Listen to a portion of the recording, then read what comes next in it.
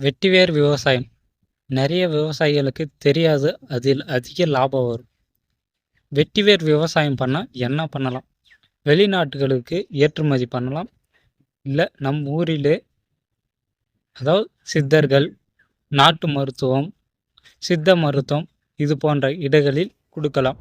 அப்படி இல்லையா, ஒரு கிலோ வெட்டிவேர் பார்த்தீங்கன்னா 180லேருந்து 220 வரைக்கும் விற்பனை ஆகிறது.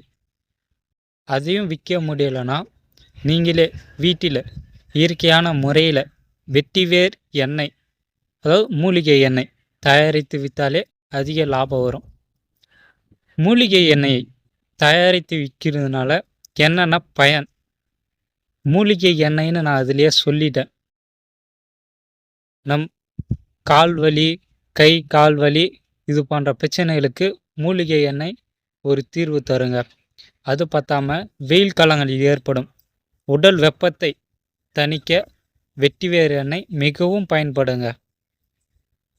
தூக்கம், அதாவது தூக்கம் இல்லாதவங்களுக்கு அந்த வெட்டிவேர் வாசத்தை முகர்ந்தால் தூக்கம் வருமாங்க.